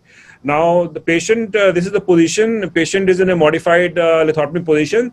There should be a space between the legs where either the surgeon or the assistant can stand, especially to complete the liver part of the procedure. And for the colon part, the surgeon can stand on the right side. The table is turned right side down. And the table can be Trendelenburg or reverse Trendelenburg based on whether you're on the pelvic part or the liver part. And these are the ports which we placed in this patient. There is a 5 millimeter port in the right upper quadrant. There is a 12 millimeter port in the right lower quadrant for passing, so that you can pass your endo-GI stapler. Then the camera is through the umbilicus, and there is additional port for the assistant retraction on the left side in the line of the umbilicus. In this case, we placed the left port slightly higher because we were going to operate on the liver through the same port. This is to say there can be alternative port placement. People can place, you can place the camera further away on the left side. So this is really the start of the surgery. Surgery is started by exploring the peritoneal surface for deposits, and you can do a laparoscopic ultrasound in these cases. And a laparoscopic ultrasound of the liver is likely to pick up additional metastasis in about 5% cases. Similarly, you can do PET. PET is before surgery. We did not do it in this case, but you can do PET before surgery. Again, it will rule out surgery in additional 8 to 15% of the patients. So metastasis is, you can see there is a metastasis in segment 3, and here we are doing a non-anatomical resection. Non-anatomical resection is involving segment 2 and segment 3, and the liver surface is scored. You can see the liver surface is being scored with a hook cautery, and the left triangular ligament is being taken down. So here the left triangular ligament can be taken down easily. You have to kind of protect the stomach, and the grasper is being used for gentle retraction. Just freeing the left lobe. Now we are using the harmonic ACE here for both liver resection as well as the vessel sealing. So the idea is to take small bites. So you should just same as the what you will use for an open crush and clamp technique. We are using small bites. We are crushing and clamping. So this crushing and clamping will reveal the veins. You can see a vein here. This is a vein which is coming from the segment 3, and this is a vein which is going to the left, the left hepatic vein. I don't know if you can see my pointer, but so this vein, sorry. So this vein can be easily burnt with the harmonic ACE. Alternatively, you can also use the laparoscopic the vascular stapler, and the grasper is applying a gentle traction. And we anticipate one more vein in the segment, one large vein coming from the segment 2 also. And, ACE can seal up to 7 millimeter vessels. And this procedure really can be quickly done. And you should remember to tell the anesthetist to keep the patient dry. And so that's why we did it in the starting of the case when, the patient has not been pumped too much of IV fluids. And you can simply keep the patient like fasting overnight without fluid, and that will make the patient reasonably dry. So really it's a very straightforward procedure. And there's a bit of oozing. The oozing can be controlled with if you have the argon, you can use the argon, you can use the glue. And most simply, you can simply use a gauge piece, and if you keep the gauge piece pressed for some time, this small oozing is going to stop. And also towards the end of the case, you should revisit the site, look for any bile leaks. If there are any bile leaks, then you can put an additional suture. And I think if you check for bile leaks, you can correct any bleeding. There should not be any post-operative collection of bile or blood. And the liver is placed. The liver is placed in the back. So being able to achieve a good R0 resection of the liver will increase the median survival of the patient to more than 3 years as compared to less than 1 year in patients who do not undergo R0 resection. This is significant survival advantage. So probably I need around 8 or 10 minutes more to complete this section on the left hemicolectomy. And left hemicolectomy is kind of applies to distal transverse colon, the descending colon, as well as the sigmoid colon. And a quick review of the vascular anatomy is required to do the surgical case properly. So the left colon is supplied by the left branch of the middle colic artery, and mainly by the inferior mesenteric artery, which divides into the into left colic artery, the sigmoid artery, and the superior rectal artery. So if there is a lesion, especially a benign lesion in the distal transverse colon, you can as well spare the superior rectal artery. So, and similarly, if there is a lesion in the sigmoid region, you can leave behind the left colic artery, especially in benign cases when you're doing a low ligation. So the key steps of left colectomy, I go one by one. So this is the first step of the left colectomy. This first step involve the patient positioning and the positioning of the retractors. So patient is in reverse, is in Trendelenburg, right side is down. So that will push the bowel towards the left side. Otherwise, you can use the grasper, you can use a gauche piece. So after that, the assistant is going to retract the sigmoid colon in the direction of this green arrow towards the 10 o'clock position, and the surgeon can retract towards the 2 o'clock position, which is the blue arrow. So once you do this retraction, and once you do this retraction, you can actually see the classical bulge of you can see the inferior mesenteric artery bulge immediately, and then you can start your incision, which is placed just above the sacral promontory, about 1 or 2 centimeter above the sacral promontory, and you can start extending that incision towards the ligament of Treats. So this is you are able to see that IMA will immediately show you an impression. So this has been described as the critical angle of the IMA. The critical angle of the IMA is from 60 to 90 degrees.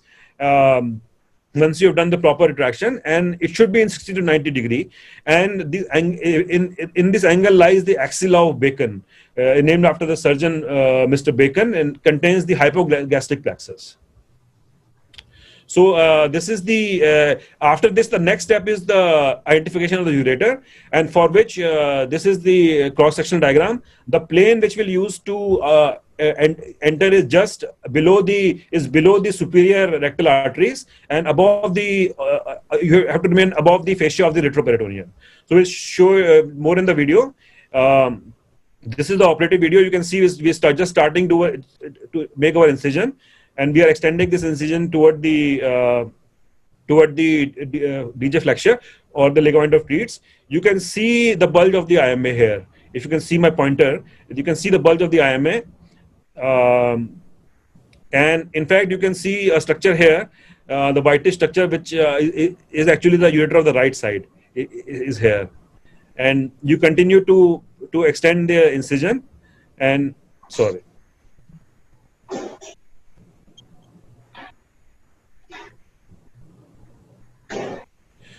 So here we are doing you made the window.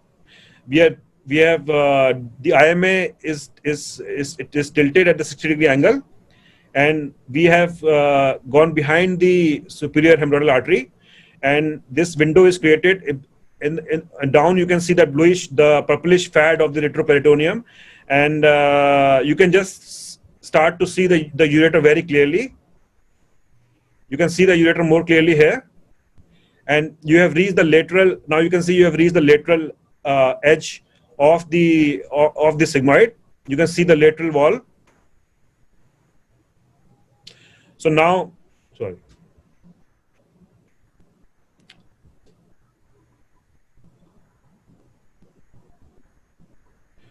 So now this is we are tackling over the inferior mesenteric artery.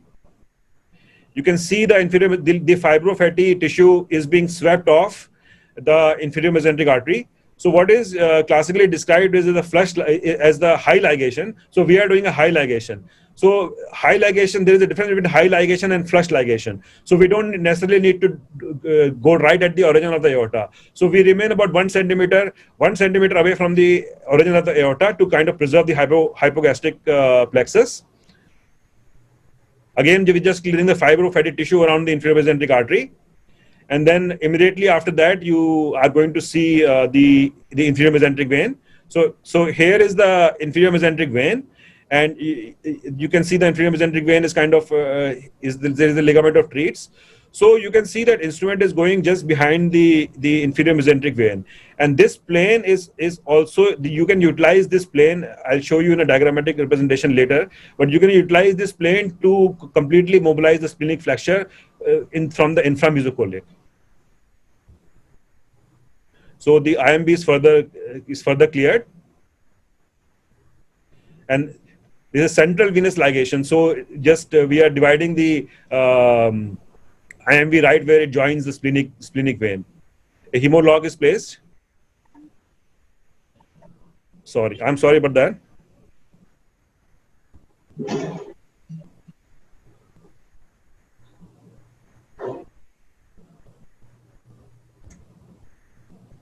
So the IMV is divided here.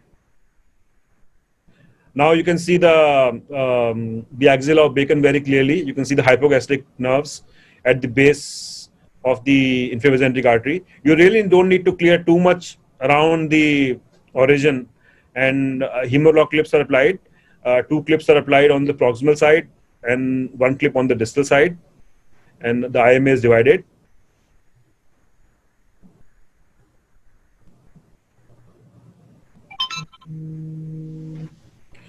So the IMA is divided, the IMV is divided, and then we start the rectal mobilization. This is the rectal mobilization doing. So this is a rectosigmoid tumor or a low sigmoid tumor. So we need to mobilize the upper rectum. Upper rectum needs to mobilize about 5 to 8 centimeters in this case, so as to you can achieve a minimum 5 centimeter distal margin. And this is the lateral part of the rectum being mobilized on the lateral side.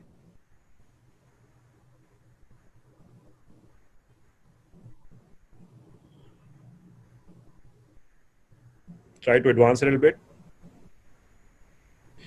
You can see the mesocolic, entire mesocolic is, if you're in the correct plane, it will be completely bloodless. Again, anteriorly it's being freed. We are completely freeing the upper rectum,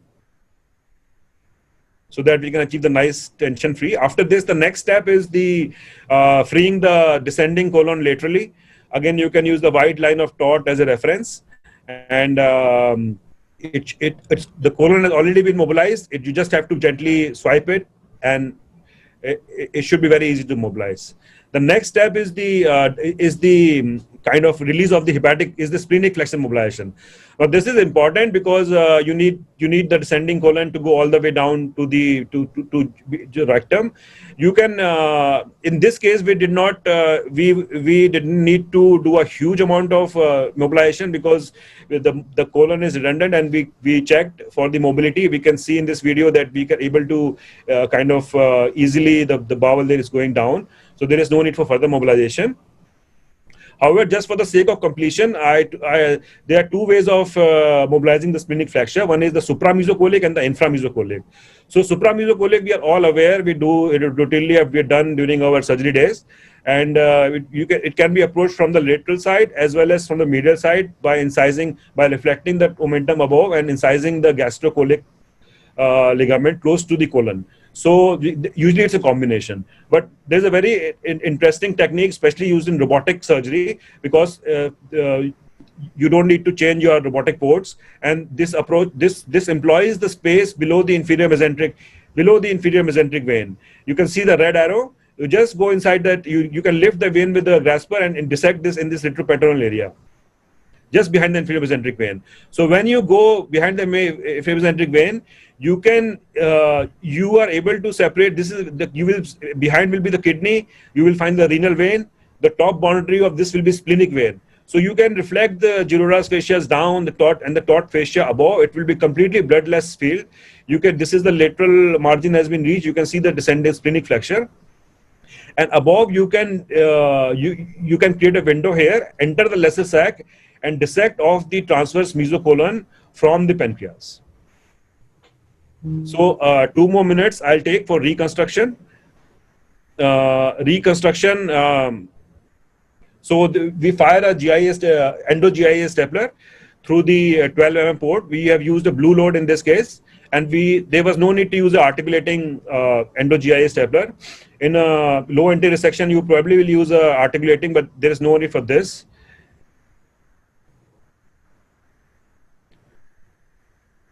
So this is really transection of the stump. Now you can see that we have opened the umbilical incision, and we are extracting the liver specimen in the bag. And after that, we are extracted the colon, and you can see that we are using a kind of a desi version of the wound protector here. And then the colon can be resected, and just keep in mind the marginal artery. Make sure not to break the continuity of that to preserve the vascularity. And following that, you can use the standard anvil of the end-to-end anastomosis circular stapler. Here we have used the distal end of the colon, place the anvil, take a purse string. This is a very standard technique known to everyone. And the spike of the circular stapler is passed to the rectum, and both are joined, taking care to make sure there's no torsion. And also inspect the donuts to make sure you have the complete donuts. This is a specimen. I would say this is not the ideal way to, the pathology will not be happy to see this specimen, because ideally you should not cut through the tumor, and the specimen should always be sent unopened, unfixed and fresh, so that they can do the immunochemistry. So this patient did really well. We started her orally on second day. We discharged her on day 6, and she received adjuvant chemo, and she's stable. So thank you everyone, and I would like to acknowledge the contribution of my department towards making of this video. Once again, thank you for the opportunity, sir. Thank you, Dr. Vivek. It was an excellent talk and a lovely video and a beautiful dissection of the the descending colon. Thank you, sir. And, combined with the liver resection. Any questions, please? How long did the surgery take, Vivek? Sir, the surgery took about probably 3 hours, sir. Very nice, very nice. And after how long did you allow orally? Sir, we have a fast track program, sir. We generally allow on the second day, sir. Very nice. That's it. Any questions, please? After the liver resection, if you see that bile leak, how do you tackle that? You suture it individually, or you make a bulk suture of the entire raw area? No, so generally, a bile leak will be very small. It will not be a huge leak. Even if it's a huge leak, you can usually see that point, and that point will be about 1 millimeter, or not more than 1 millimeter, and you will be very generally able to see it. So you take a proline 40 or a 50, or even as and 4050, you can close that bile leak by the bile duct under vision. Now, if you cannot see the bile leak, then you take a proline 20 suture. Take a proline 20 suture, and just at the approximate site of the bile where you can see the bile staining. Sometimes there is significant staining. So you can take a 20 proline suture, or even you can take 20 will be kind of difficult to pass, but you have a 12 mm port, so you can actually pass it. So, and you can just take a figure of 8 stitch, and that will take care of it. Because 40 or suturing with laparoscopy sometimes becomes very difficult. Our laparoscopy needle holder. You can use 30. You can use 30. 3020. And this is really a peripheral. This is very easy to do. It can be done easily by any laparoscopic surgeon. You just have to be careful. Bleeding, you apply pressure, and you try to use good vessel sealer. Keep a stapler on standby, and if there is too much bleeding, just you need to open it. Actually, the retroperitoneal technique which you showed, I attempted one, but I had to convert that in between because the tumor was ingrowing the posterior wall, so I couldn't finish it. Yeah, so that is that why the inferior mesenteric vein dissected there and then went into that avascular plane. Initially, the surgery proceeded very well, but when I actually reached the tumor, the colon side, it was infiltrating posteriorly. CT were not told anything. So in that case, we converted and yeah. So that is a contraindication actually. Something which is so similarly, if there is a the CT didn't report, so we thought it's a nice case. It was a lean and thin man, but because of this problem, we had to ultimately convert. Okay. Even if you put one or two kind of gauge pieces behind the IMV and kind of push it gently, it's going to almost dissect the entire splenic flexure. Thank you, Dr. Vivek. I just want to clarify to all the participants that there was some question. There is some time lag, so we are not able to see the questions for putting to the speakers. So there is a time lag probably, and we are getting the questions very late. So we could not ask all the questions. That is the problem. So and we are also late during the already session is going late. So there are few questions which has not been answered. So I'll try to do check for the first questions. One was that to Dr. Rahul Singh, that whether feeding jejunostomy was done after your gastrojejunostomy, duodenal. Not required if the anastomosis is clean and you actually don't need any. No, you never know that whether it will leak or no. So putting a feeding jejunostomy may be a beneficial thing. Just a comment. See, you can never overemphasize safety. If you want, you can put, but now with stapling, as you go more and more confident with your stapling technique and you start believing in staplers, single layer staplers, simple enterotomy closures, I don't think there is any requirement of a feeding jejunostomy. It's just like putting drain. I mean, somebody will not put it, but you cannot say that you should not put it. If you are uncomfortable, you can put it. Similarly, same thing is with FJ also. I never thought of putting it because the only issue in these patients which can arise is that because these patients are chronically malnourished. So if you think that the patient's general condition is not so good and you want some backup plan, then FJ is a very, very good idea. The next question is to Dr. Anshuman. There was a question that if the patient is very short statured and there is a very less space between the umbilicus and the pubic symphysis, so does that change the size of the mesh? Dr. Anshuman.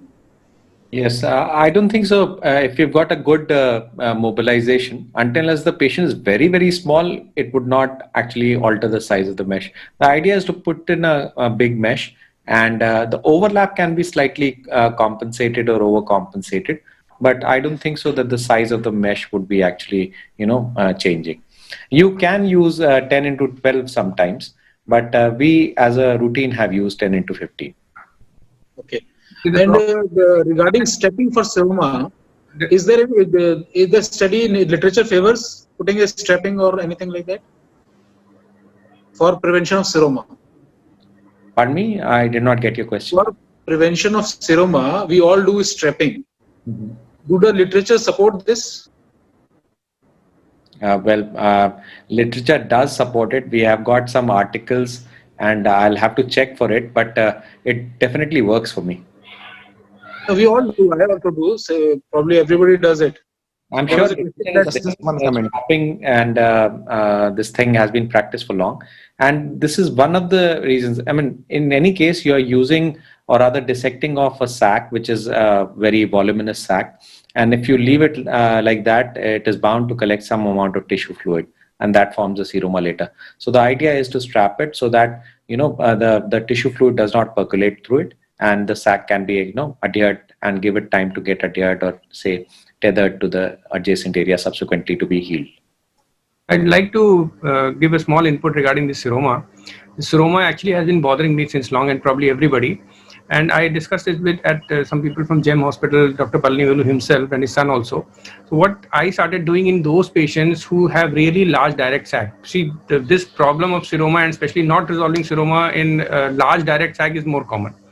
Once I have dissected a big large sac with a large big pseudo sac, I put a Romovac suction drain which exits from the lateral side, just lateral to the anterior superior iliac spine. And this is a closed suction drain, and the drain tube goes behind the mesh into the sac. And believe me, this really works wonderfully. The only thing is you have to keep it for 48 hours. And after 48 hours, you can remove it. It's a closed suction drain, so the chance of infection is very, very theoretical. I've not yet encountered, and I have, I think, done more than 25 to 30 patients. And this really works wonder. You don't need any strapping actually, or any scrotal support sort of thing, because if you dissect a large direct sac, you're bound to have seroma, which many times fails to resolve even after 1 month. And the patient is not very happy with the small bulge, although it is a painless bulge, but the patient will always feel it very, very clearly. And as time passes, the seroma size increases, but this consistency becomes more and more firm. So the patient becomes more confident that this, Dr. Sahab, ye ja nahi raha hai, ye utna hi hai aur वैसे ही लगा हुआ है. And it might. Dr. Rahul, I don't think so that we should always counsel the patient for having a seroma later. Putting in a drain, I don't think so. We should put in a drain routinely. For selective cases, yes, you might actually do it. I'm telling you, you have to anticipate.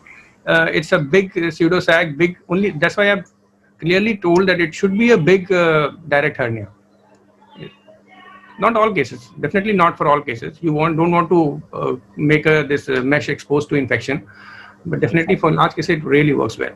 Dr. Anshuman, you have used the tacker for putting the mesh. So where all you have put the tackers, and how many tackers you have used? So we use 2 tackers in the medial aspect, one on the pubic symphysis and one on the Cooper's ligament or onto the bony prominences there. And one tack is actually posted at lateral just 2 centimeters above, as Rahul had mentioned, around the anterior superior iliac spine. Initially, we never used to put a mesh laterally, or rather the tack laterally. But once it actually, one of our patients had a big sac and the mesh actually dragged down a bit, which slided, as it is known as ballooning. So it may balloon into the sac. So we have started practicing it. And especially in the initial part, we can actually have this kind of a problem whereby the mesh slides through. So we have started using it onto the lateral aspect only. And it has worked well. Okay. As long as you can palpate the tip of the tacker laterally, it's not of danger. The problem of lateral tacking is the nerve thing and pain, which is that's why everybody says that. So, but Dr. Rahul, once you're saying that it is theoretical, the putting in the drain in place of a mesh is theoretical. 3 millimeters, 2 millimeters of a tacker, I don't think so. If the person is very, very asthenic, then only you'll have a problem. Otherwise, the tack, I mean, it's just like a suture. People can play it in suture. Sorry, the idea is not of this thing, the thin asthenic patient or obese patient. The idea is hitting the triangle of pain. So the way to make sure that you're not hitting the centimeters above the anterior superior iliac spine, I think so that's a safe area. Yeah, but the idea is to, if you can palpate it from outside, this means you are safe. So that's what rough landmark. You don't need to see. You always place in a tacker by giving a counter traction or a counter pressure. So, sir, if you do develop a seroma in the post-op, I had one patient like that. Would you aspirate it, or how would you go about it? So, yes, we have got a few patients who have got like seroma. So what do we do is essentially give them those enzymatic agents and ask them to be patient. Usually the latest our seroma has gone through is 6 weeks. So unless the patient is showing some kind of infection, it is just a seroma, it is tissue fluid, it is going to be absorbed by its own. The whole thing is that you just have to apply gentle pressure on it. The problem was in that very patient is that these patients, he was on aspirin and he was a cardiac patient. This patient I remember correctly. And this patient was on blood thinners, and we were slightly worried whether this is actually collecting a hematoma is being formed rather than seroma. So we put in an ultrasound probe also to see whether the consistency and this thing. So if it is seroma, I am not very bothered. I just tell the patient to be patient. The whole thing is that if you counsel the patient well in the preoperative period, that it is a possibility that you are going to have some amount of tissue fluid which is harmless for a period of time, and it is not hernia, it is just a tissue fluid collection. It will go off on its own. Unless it is very problematic or it continues for a very long time, we have never been in that situation where we had to aspirate it. Thank you. One comment I wanted to make. As far as the large seroma is concerned, if the sac is very large, that's the only concern is then for seroma. The small sac doesn't have much concern about seroma as well. I think we have all noticed it. In larger sac, what actually we do, you do the reverse stacking, that you pull up the pseudo sac inside to tack it somewhere.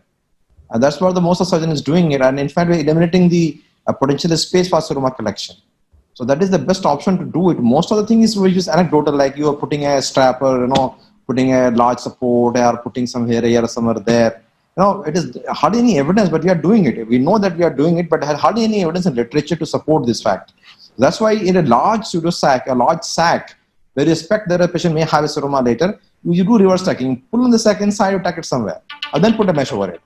So no problem at all. In fact, most of the, even Dr. Pranivelu is doing the same thing. And if the large sac is expecting a seroma, you just reverse tack it. You pull the sac inside, tack it somewhere, and then put a mesh over it. Sir, I've seen Dr. Palanivelu's team, they are completely closing the sac from inside. Exactly. That's what I'm telling you. In fact, you closing the sac, indirect sac, inguinal region from these two ports, it's really difficult because GEM people usually put lateral ports, so sometimes it is difficult. But for us, like Dr. Anshuman sir told, we are putting midline ports. It's really difficult to suture and close the defect from Exactly. The point I'm trying to make, that if you triangulate your ports, it is very easy to do suturing. If you're doing operating in parallax and such a narrow space like in retroperitoneal or extraperitoneal space, it's become difficult to do suture. I agree definitely. But I've been trained with it in Dr. Pranivelu, so you always triangulate. I hardly operate in parallax except in rectal surgery like Vishal is doing. Sometimes I do parallax in rectal surgery like APR and LAR. But most of the time I'm doing in triangulation. It is very easy to close. So if you tack it, you suture it. But the idea to a large sac is simply you just close it the way you want to. You was reverse stacking it or putting a suture over it. Sometimes I have seen in initial stages, what it does is you pull up the sac inside, cut it and put a loop, the endogut loop. So you minimize the sac. In fact, Puneet has seen at that time when we come to the posterior minimized side. Yeah, so it is very easy to do. You have to know bit preemptive to prevent it. If you know that large sac is there, is going to form, you have a different technique to tackle the big sac. So agreed, sir. What we practice usually is that once we are doing TEP, we are using midline. TAP, we try and triangulate. Why? Because it is slightly difficult to suture as we have to close it. Yeah, that's true. No, both the techniques are absolutely normal. It's the only thing how we are trained. Exactly. So we are trained by triangulation. The people are usually trained by midline ports. So that is the thing only. To Dr. Vivek Gupta, next question was that preoperative ureteric stenting is very useful. It is, so there are some indication of ureteric stenting. Suppose the tumor is very, bulky, and that there is obvious hydronephrosis, and it is less and less utilized. So if the tumor is involving the lateral abdominal wall, I would put a ureteric stent, or if it's a very bulky tumor, it's like size about more than 8 to 10 centimeters. I would put a ureteric stent in that case. Even if there is a mild hydronephrosis, I would probably put a stent in those cases, but not routinely. People are even putting lighted stent these days, especially in laparoscopic surgery. But the issue with these stents, sometimes these stents tend to migrate. Sometimes you may open and you may find, that the stent is actually gone into the bladder. So the meticulous surgical technique, but there is definitely, as I told you, there are 2 or 3 indications in which a stent is helpful. Yeah, I want to add a quick point to add. In fact, Vivek, you see, if you put a stent in every patient, the stent is pretty stiff structure. If you're doing dissection at that area, sometimes the stent comes in your way. The stented ureter comes on your face, in fact.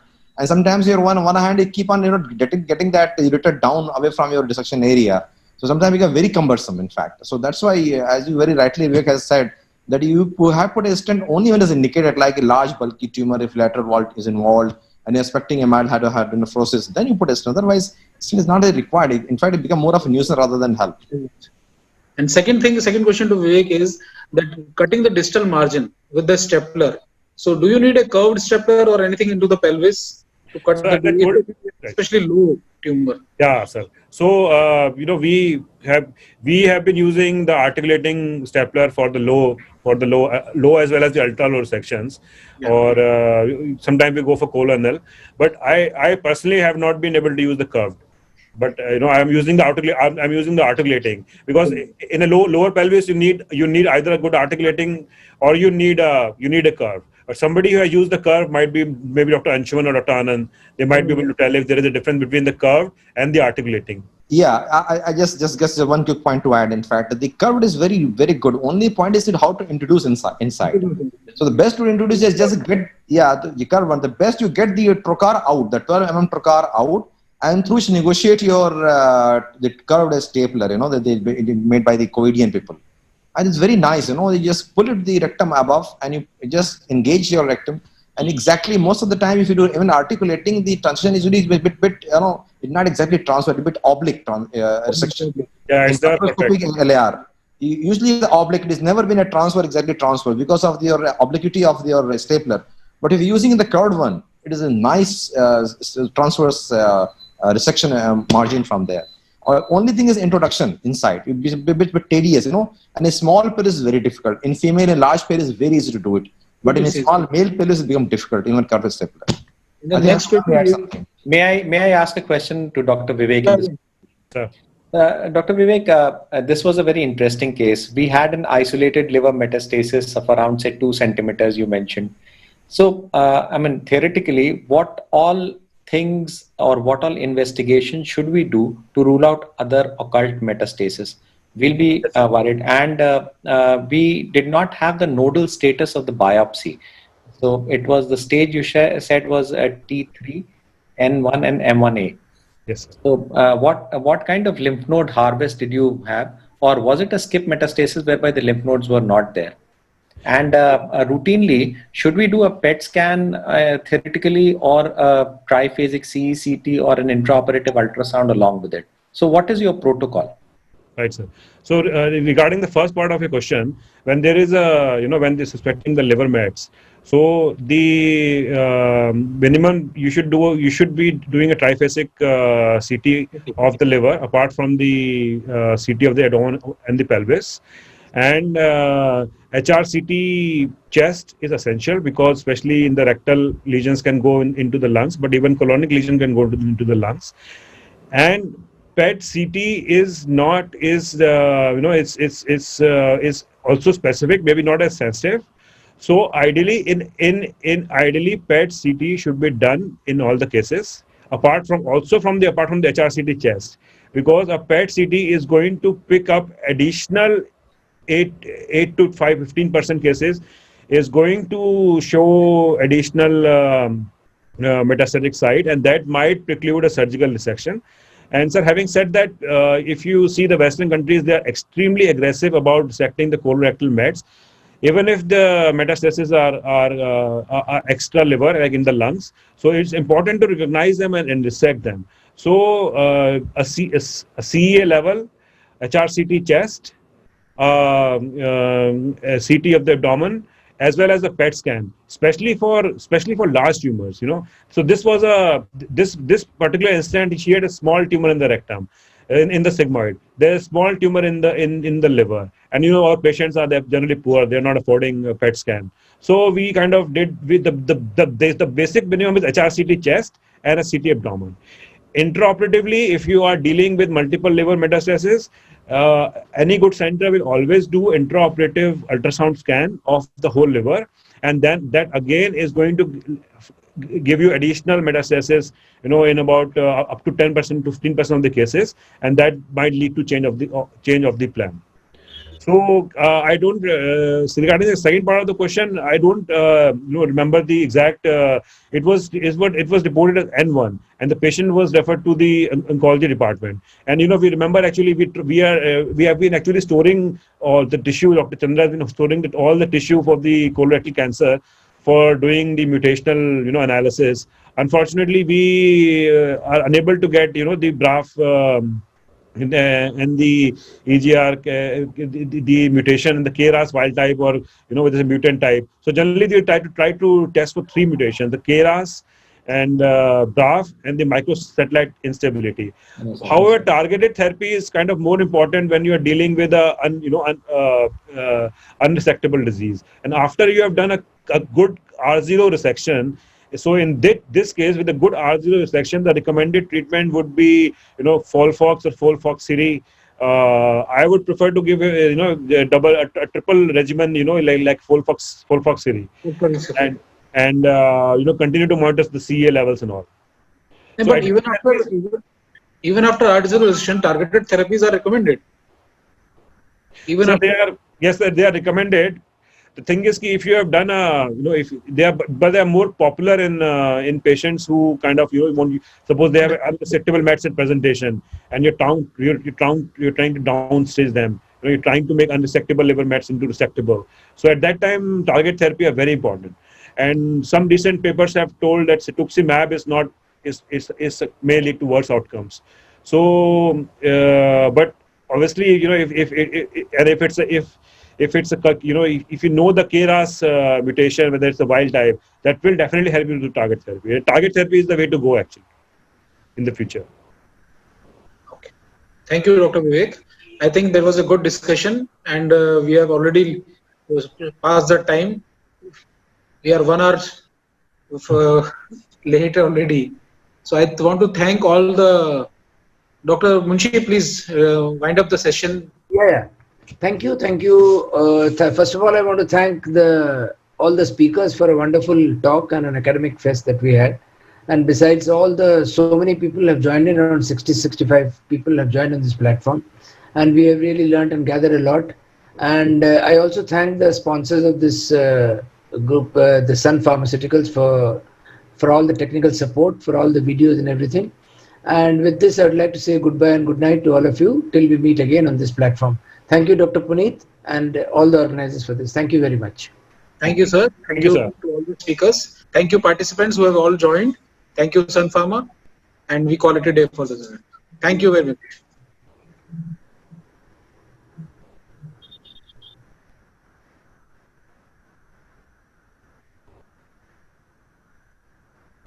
Thank you, sir.